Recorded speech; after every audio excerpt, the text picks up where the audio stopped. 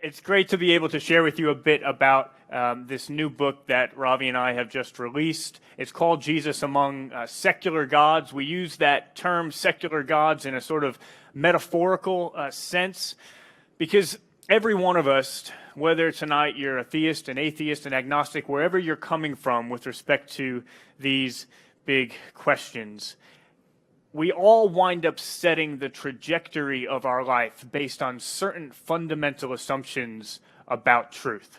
Where do we go to find answers to the deepest questions of life? That's a question for every one of us.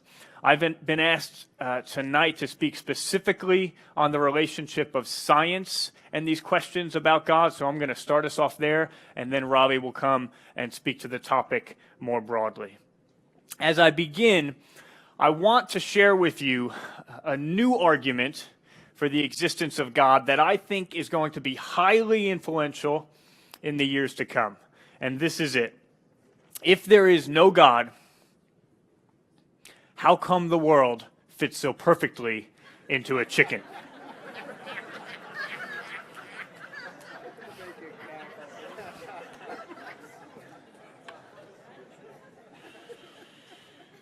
All right, so that's just a joke, but for a long time, I thought that was about as rational as arguments for God could be. I was studying philosophy at Princeton University. I thought I was pretty smart, and I assumed that somehow science had discredited belief in God. We used to need God to explain rain and rainbows and shooting stars, but now we have scientific explanations of these things, and so we no longer have any need for God. That's what I thought.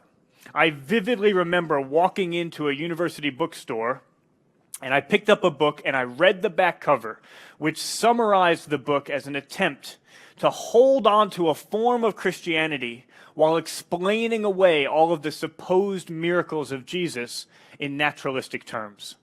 And I can remember hoping that it could be done because I was attracted to the person of Jesus, to the generous, beautiful, courageous life that he lived. But I just thought that the traditional account of Christianity was too extraordinary to believe. A bit later on in my journey to faith, I found myself, through much research, incredibly surprised at how intellectually robust and how persuasive some of the arguments for Christianity are.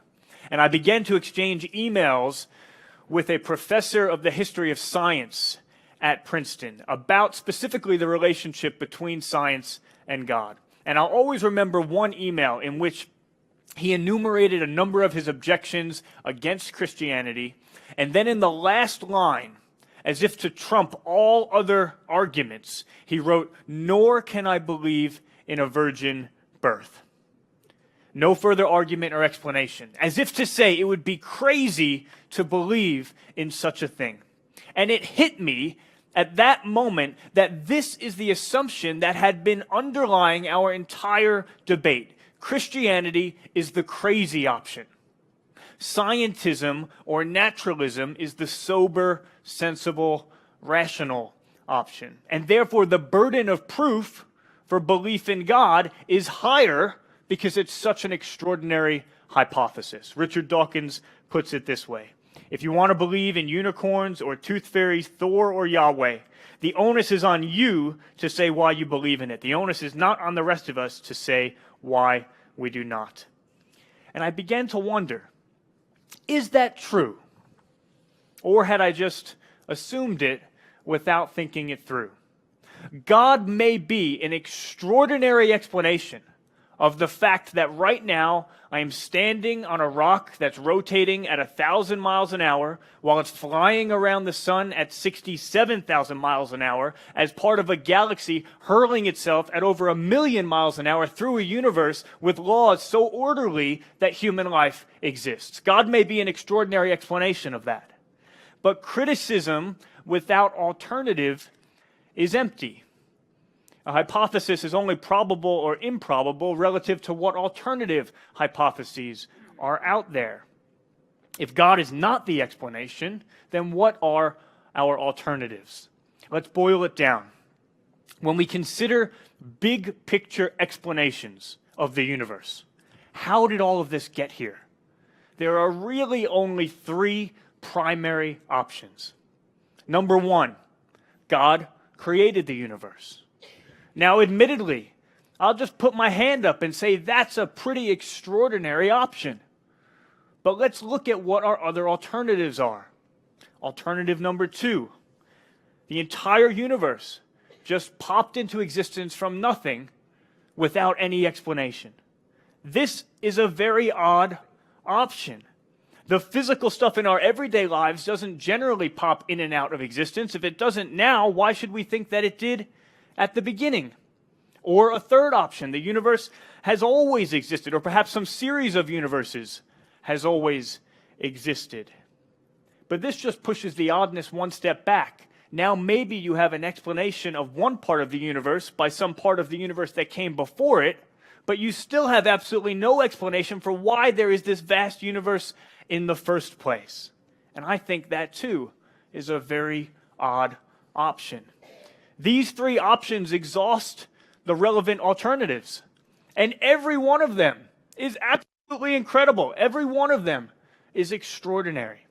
All three of them are well outside the realm of the ordinary. And even if you say, okay, I can see that these three options are all extraordinary, so I'm going to remain agnostic and I'm not going to commit myself to any one of them. Well, you're still committed to one of those three options being true, and that's just as remarkable. The conclusion that I came to as I started to reason this through further is that we live in a miraculous world. Whether you're a theist, an atheist, or an agnostic tonight, I don't think any one of us can get around that fact. No one has the choice to believe only in the ordinary. I don't think we've been left that option. In my own life, I had to take a step back and reassess the situation. I assumed that science had disproved God, but maybe that was just an assumption. Maybe that was a rumor that I hadn't really reasoned through. In the brief time that I have to speak tonight, I want to suggest three ways that I think science actually provide us with clues that point to God rather than away from God. And I hope these thoughts can be at least just a starting point. We're going to be here all week through till Friday night, a team of us, and I hope these will at least be a starting point for further conversation. The first clue I want to speak about is that the universe had a beginning. The Cambridge physicist Stephen Hawking confirms that all the evidence seems to indicate that the universe has not existed forever, but that it had a beginning. This is probably the most remarkable discovery of modern cosmology, yet it is now taken for granted. The universe has not existed forever. Rather, the universe and time itself had a beginning in the Big Bang. There are both scientific and philosophical reasons for reaching that conclusion. Feel free to ask me about them further in the Q&A. But here I want to ask this question.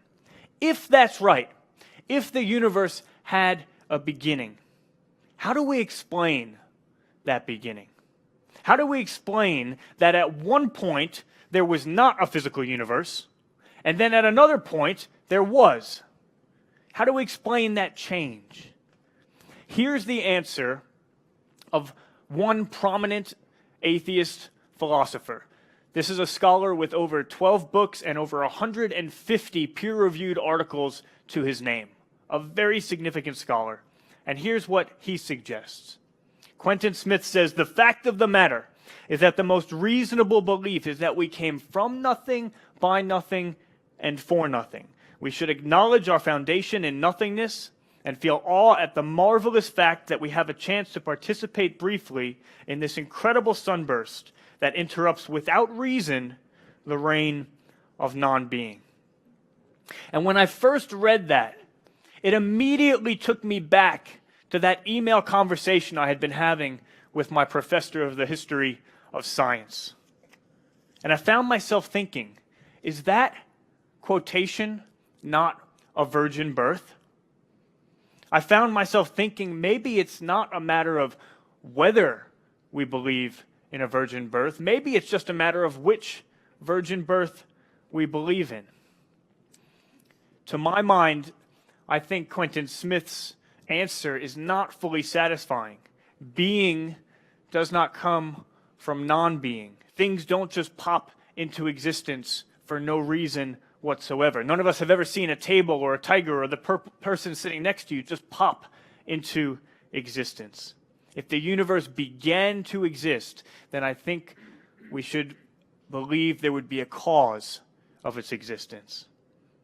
What would that cause have to be like? Well, for it to be the cause of the universe, and not just some part of it, it would have to be outside of space and time, because it would have created space and time.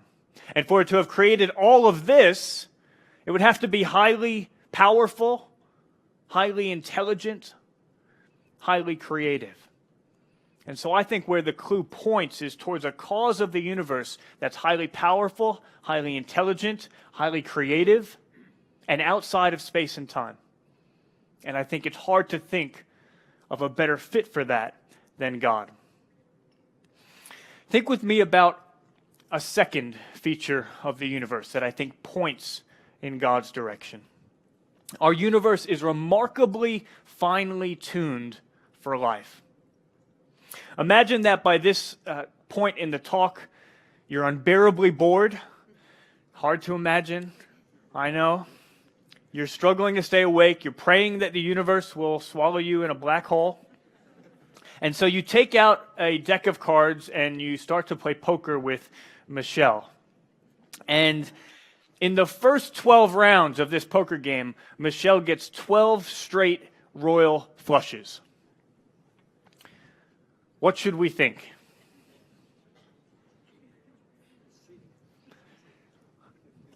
You should be ashamed of yourself. You see how quick they were to throw you under the bus? Yes, of course, she's cheating. Why? Because even if Michelle is a very honest person, getting 12 straight royal flushes just by chance is so incredibly unlikely that there must be someone messing with the cards.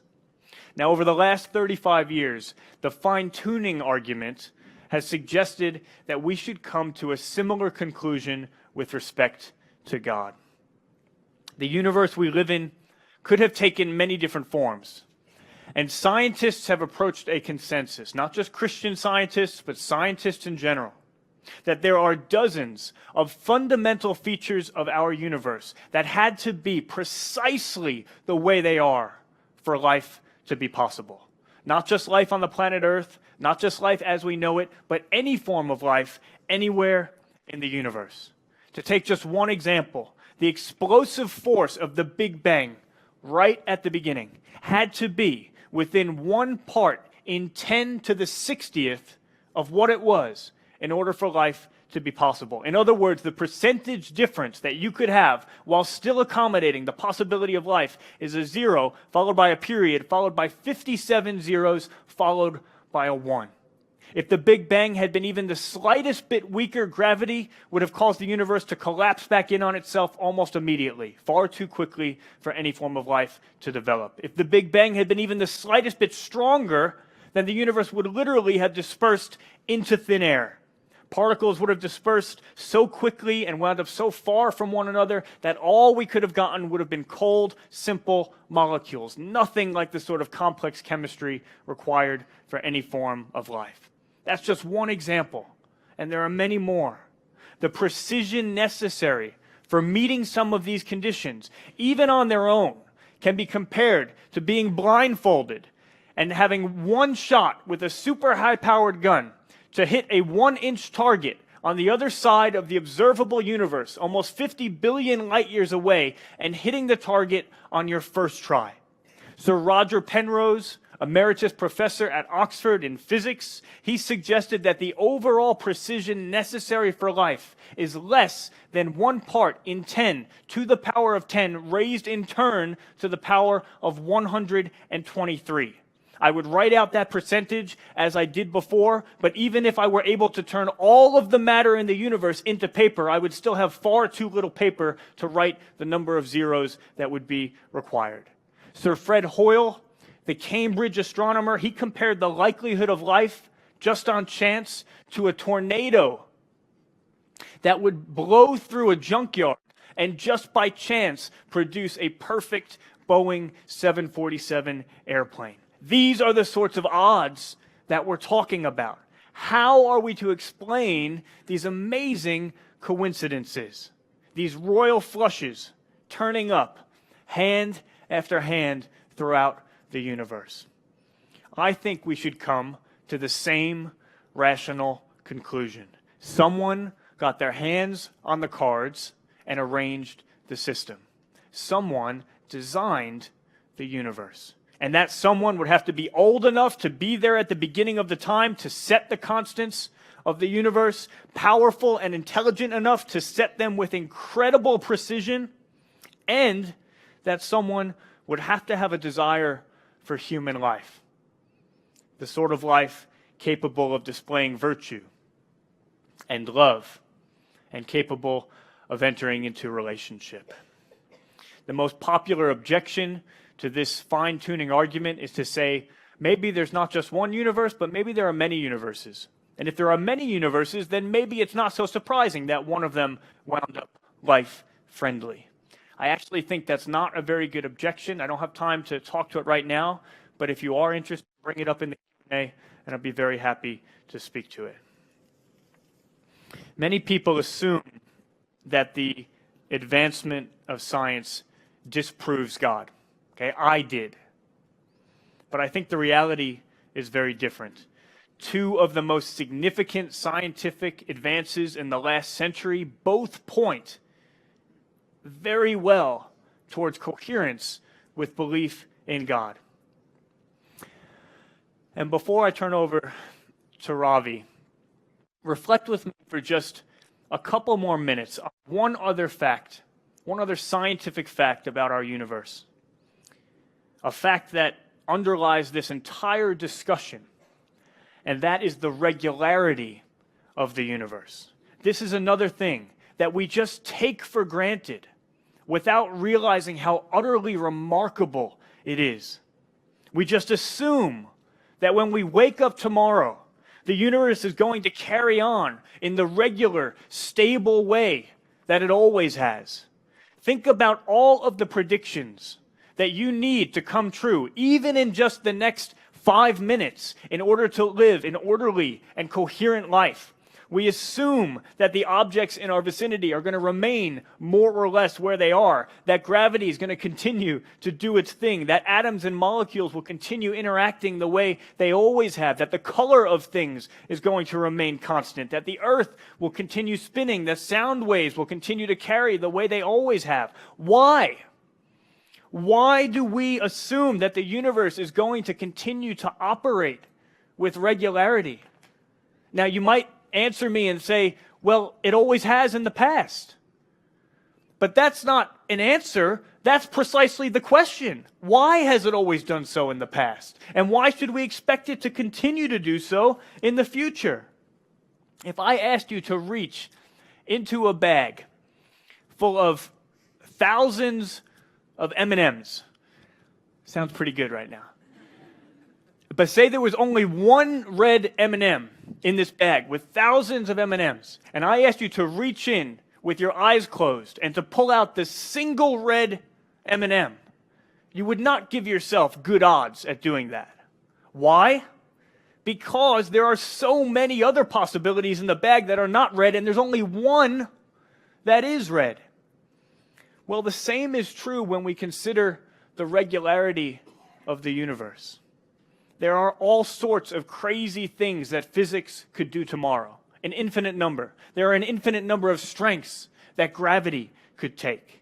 But there is only one way that it could stay the same, second after second, and day after day, and year after year. Every second, we are reaching into that bag blindfolded. And every time, over and over and over, we are pulling out that one red M&M. We are pulling out regularity. We just take for granted that the universe will, of course, continue to operate with regularity. The truth is, that's a great mystery. As Einstein put it, the most incomprehensible thing about the universe is that it is comprehensible.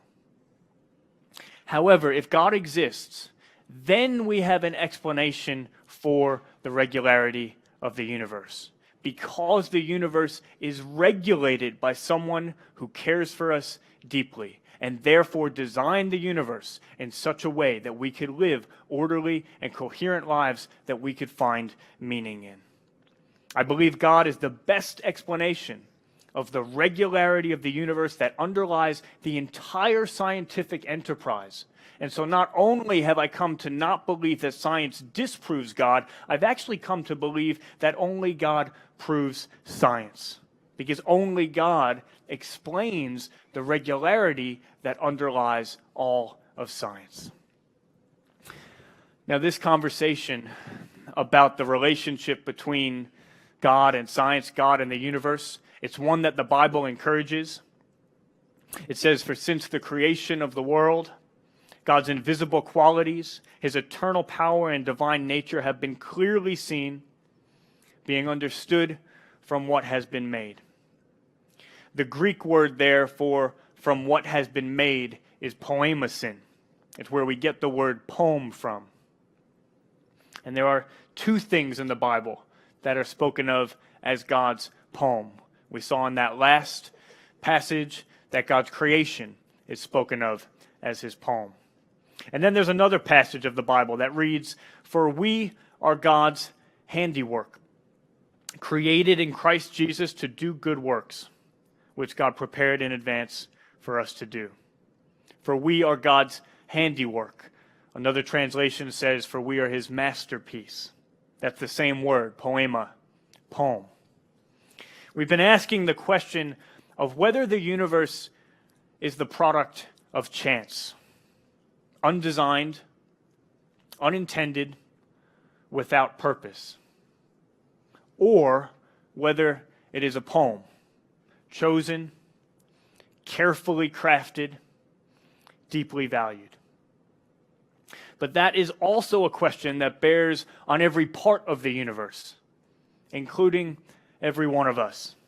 Are we, in Quentin Smith's words, from nothing, by nothing, and for nothing? Or are we a poem, uniquely designed by someone who loves us, uniquely designed for a purpose? If God designed the universe with the exact dimensions and the exact parameters and the exact regularity that was needed for you to come to exist, could it also be that he has good plans and good purposes for you that are as carefully, finely tuned as his fine-tuning of the universe? Is there a purpose to your life? Jesus answered yes to that question.